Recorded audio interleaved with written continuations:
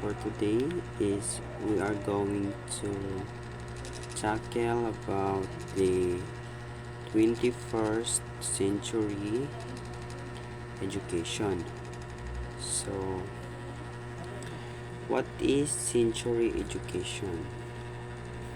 So, 21st century education refers to a contemporary and forward-looking approach to learning that takes into account the needs and challenges of the modern era. It goes beyond traditional educational models, incorporating innovative strategies and embracing the advancement of the 21st century. So first one is 21st century school.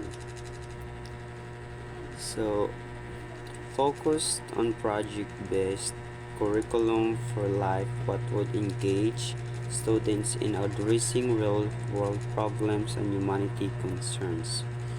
Certainly, designing a project-based curriculum for life that engages students in addressing real-world problem and humanity concern is a fantastic way to make education more meaningful and relevant. So this curriculum not only imparts academic knowledge but also equips students with essential life skills and a sense of responsibility towards the world around them. And the next one is school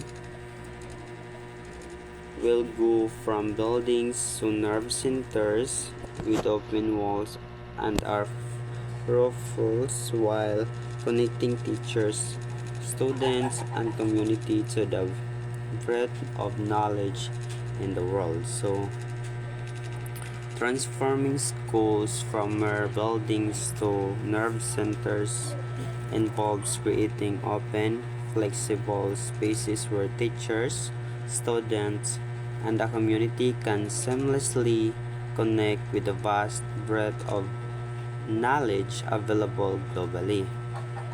So these spaces would feature open walls and roofs, symbolizing the removal of barriers to learning and fostering collaboration among all stakeholders. By embracing this vision, schools can evolve into dynamic hubs that empower individuals to explore, innovative, and engage with the world's knowledge meaningful ways.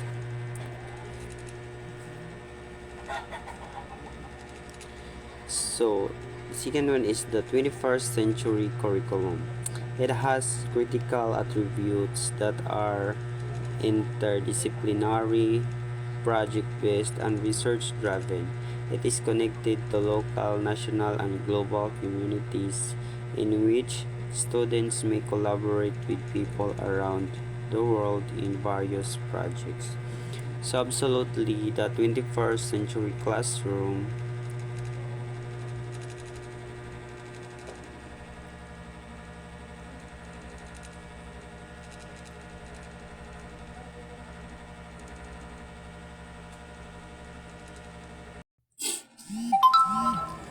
So the second one is the 21st century curriculum.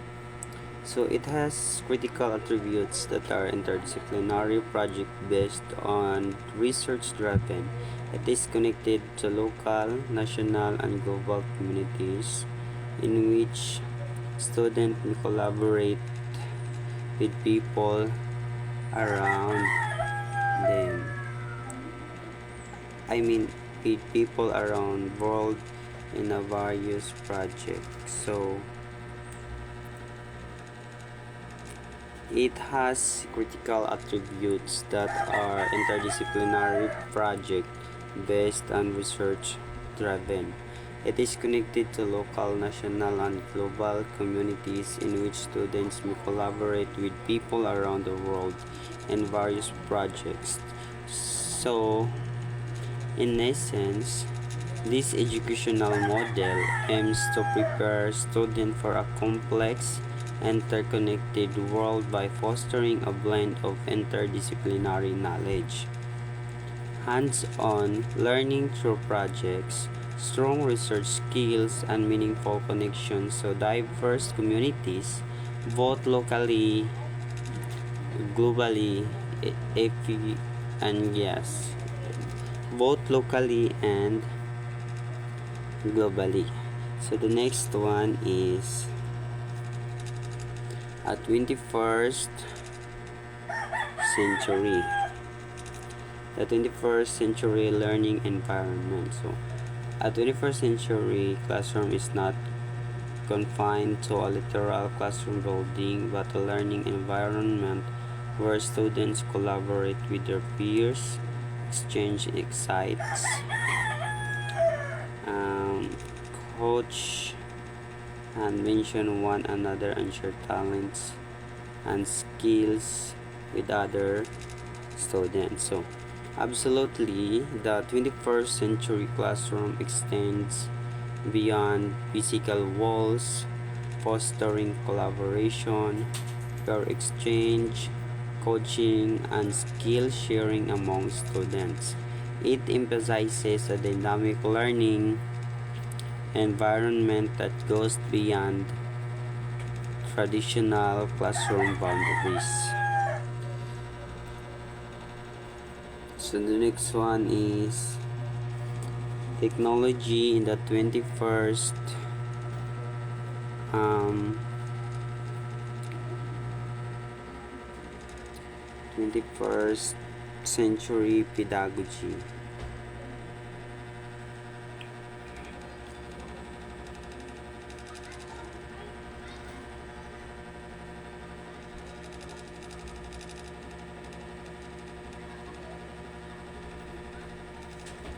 Um,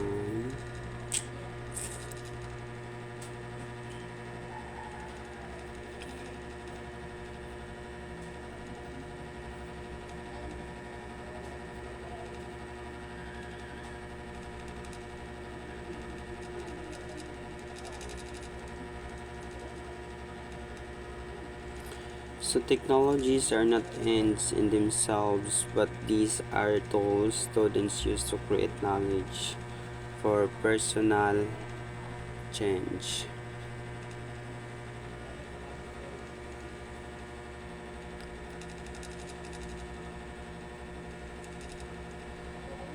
So in essence, 21st century education seek to prepare students for the challenges and opportunity of the modern world by emphasizing critical thinking, collaboration, technology integration, global awareness, and the development of practical skills necessary for success in diverse fields. The next, understanding 21st century learners. So digital natives for students, it usually react random, holistic, and by linear by motion and touch. And digital immigrants for educators, it is often reflect as sequential and linear. So hearing and senses. So the next one is 21st century skills outcome and the demands in the job market. So the 21st century skills are set of abilities that students need to develop to succeed in the information age. So the partnership of 21st century skills is, the first one is learning skills, second one literacy skills, and the third one is life skills.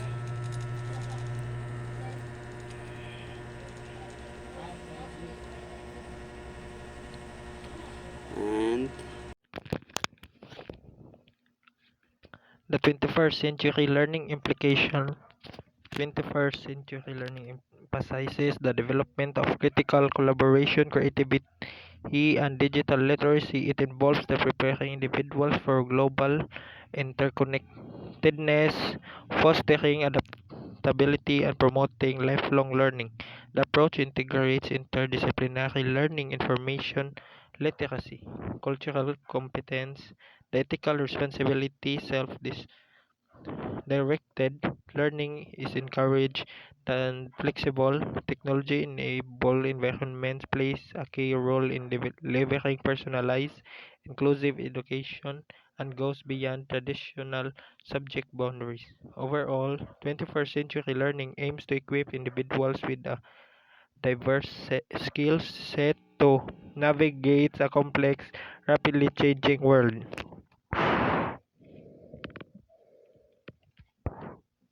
A paradigm shift for 21st century education. Before 21st century education, time-based.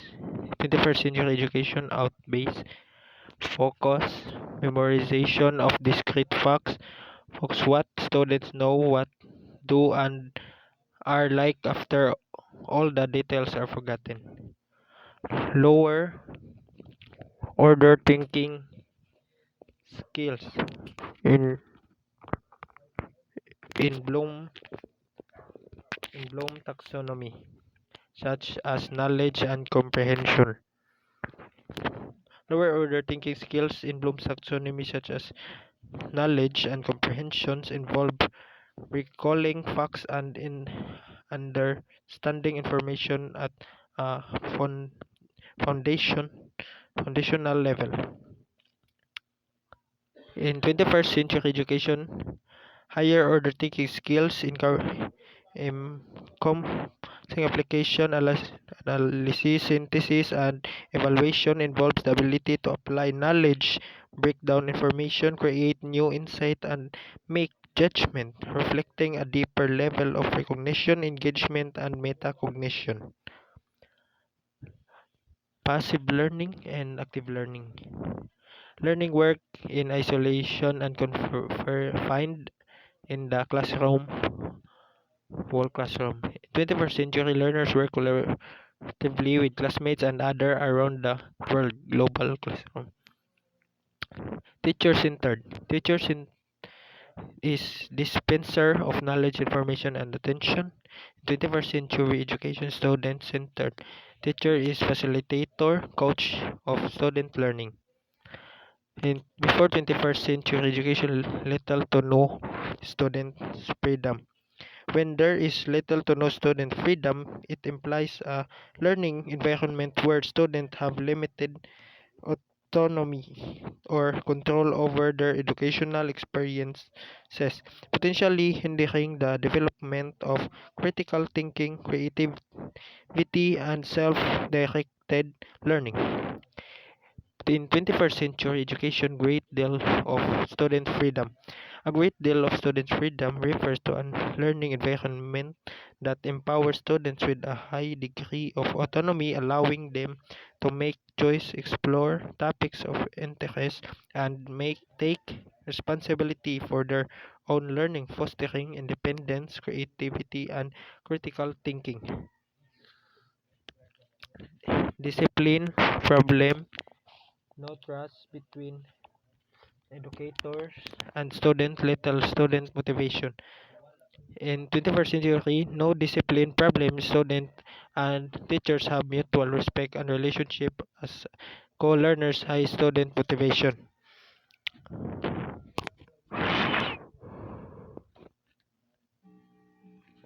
Fragmented curriculum.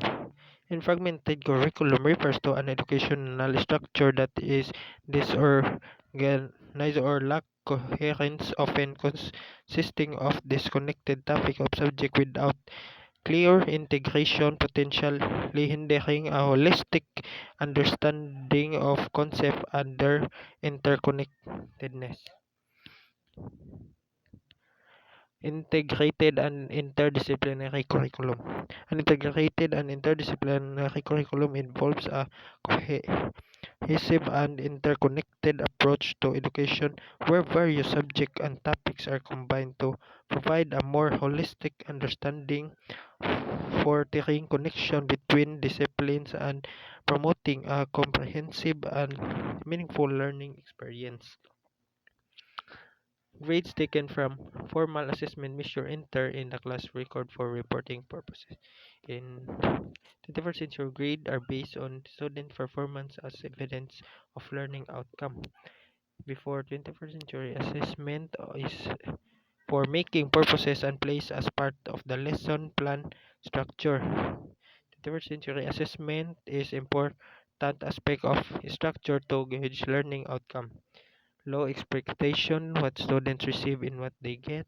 High expectation that students succeed in learning to high extent. Teacher is judged. No one else sees student work output are assessed using structured metrics. Self, peer, and others serve as evaluators of student learning using wide range of metrics and authentic assessment. Curriculum is irrelevant, meaningless to student. Curriculum is connected to student interest, experience, talent, and the real world. Brain is the primary vehicle of the learning and assessment. In 21st century, performance project and multiple form of media are used for learning and assessment.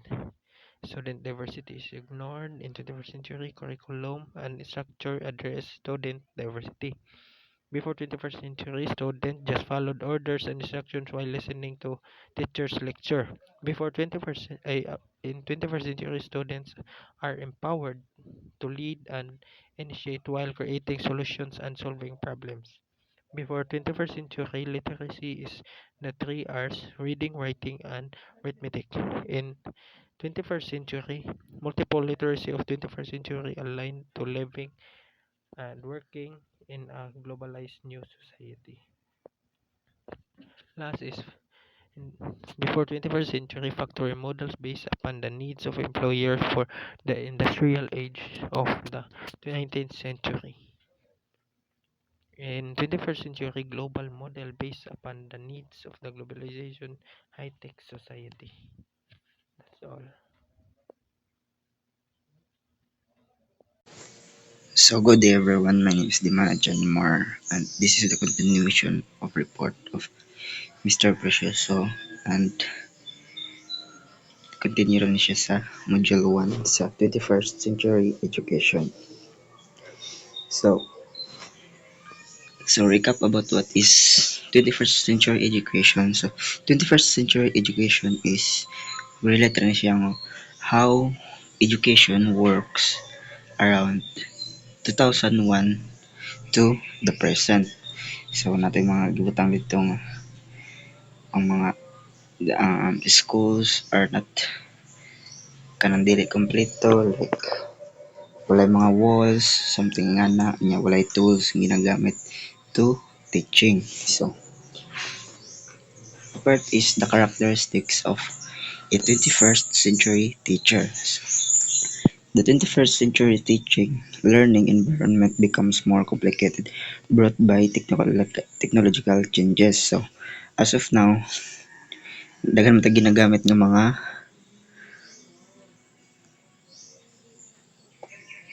kuan and dahil mga changes sa teachers of using technological nga mga tools for teaching like gadgets, um, for libraries, may nga na.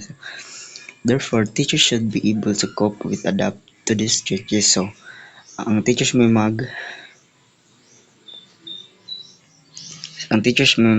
kuan mag-adjust of how they will become effective teaching to this new generation using mga new teaching tools, something like that.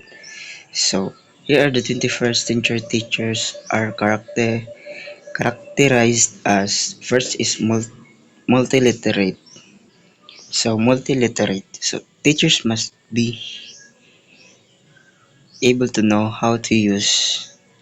uh, how to use different technological tools. So dapat or technological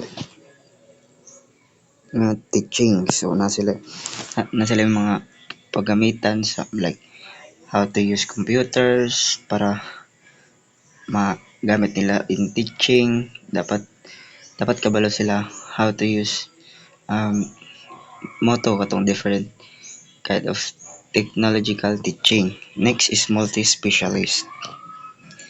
So, next is multi-specialist. Teachers must not, dili lang sila dapat knowledgeable about anina, um, like for example, in a particular subject, dapat makabalo po sila about other areas para ilang matudlo po sa students. So, next is multi-skill.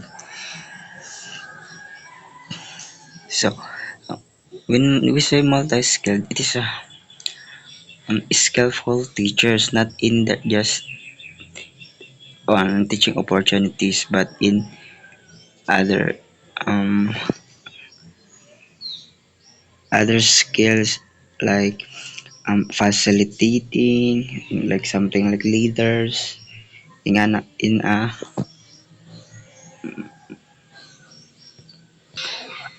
facilitating and organizing in other activities. Kanang nga bitaw ang dagay na pang di organized nga kanang pareha ng mga event sa schools. So they are capable of doing become a leader or bisag kuan lang participate lang yun mana ang multi skilled.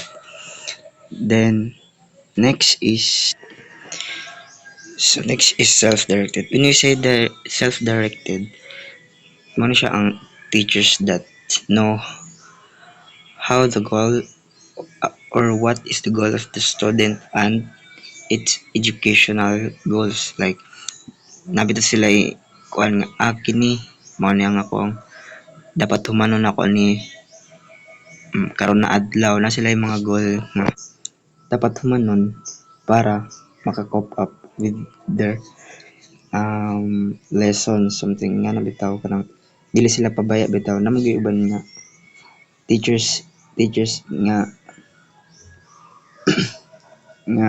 especially in high school nabi mga teachers nga sige ra og absent dalan og reasons nga dapat nila buhaton pero wala dai buhat. So in self-directed teachers na sila kanang goals nga dapat tumanong as a teacher. Next is lifelong learning. In lifelong learning, teachers knows that that obtaining knowledge is never ends. Like so, in lifelong learning,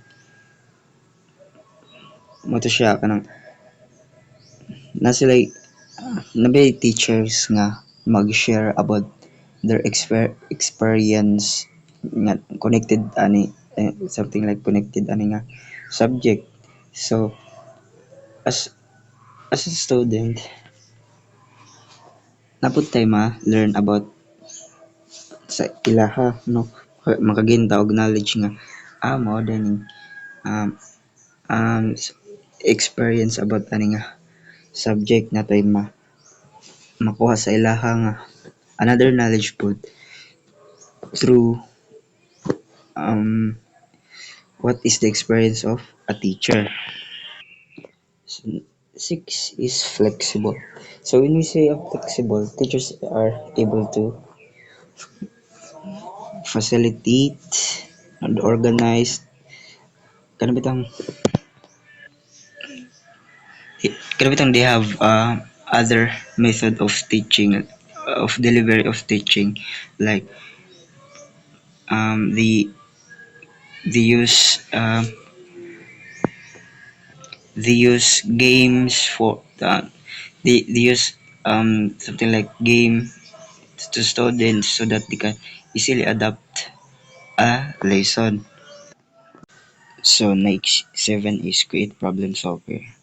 So here in creative problem solver, teachers create innovative ideas and effective solutions to the arising problems in the field, be it in the classroom, in the school, or the profession as a whole. Next is critical thinking. Critical thinker. Critical thinker. In critical thinker, teachers are critical thinkers as they encourage students to reflect on what they have learned and rekindle in them the desire to ask questions. So for so that so in critical thinker na sila um, you help your students to establish or gain new knowledge, their own knowledge and belief. So mag-ask ka og questions, what is the reason, prove, mga nga bitaw reason out, and nga bitaw as a critical thinker. So 9 is has a passion for excellent teaching. Teachers possess passion in the teaching profession to ensure that students are motivated to learn under their guidance and care. So for doing this, dapat you have a good relation to your students. Dapat nimo sila i-motivate, no, as a teacher. Next is high emotional quotient o EQ. Teachers do not just have the head but also the heart to teach. So, in high emotional quotient, naman uban teachers nga kuan lang kanang murag mag ime-ime bitaw kanang they have a lot of reasons nga kuan maning dili ko makasulod kaya buhaton kuan ni siya kanang especially in high school mga reasons lang no for kuan mm, nga dili na nila ma kuan hinuon dili na nila mahuman-human ang ilang lessons. So mo to ang karakteristik kibali sa 21st century teachers. Next is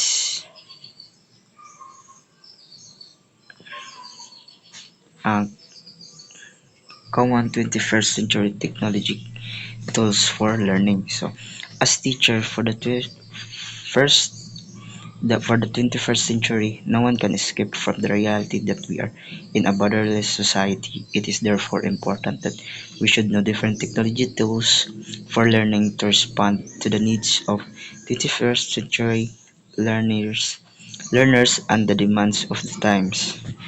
So, mo ni siya ang common technology tools nga ginagamit no. Affi- Affinity groups, blogs, a portfolio, hypertext, podcast, web, MySpace, Second Life, Semantic Web, Webkins, Wiki, YouTube, Google Docs, EasyBib, social media platforms. In social media platforms natin mga YouTube, ay no, kanang Facebook, and Instagram, o mga nga bitaw sa smartboards, ReadWrite, WebQuest page, literacy web. So, mo ang common nga technology tools nga ginagamit as of now. This can help teachers know to teach with technological tools no so that they can give students gain more knowledge. They not po tayo mga um, like for example in YouTube kasaga, kasagaran biya kay mag-upload na lang ang teachers dito about the lessons. So as a student ma kuan pud ka kanang ganahan pud ka mag explore sa YouTube or tan-awon nimo to siya para maka-gain ka og knowledge. Ang also, these technological tools can help you gain knowledge as a student or as a teacher. So, mara to ko ang part and thank you.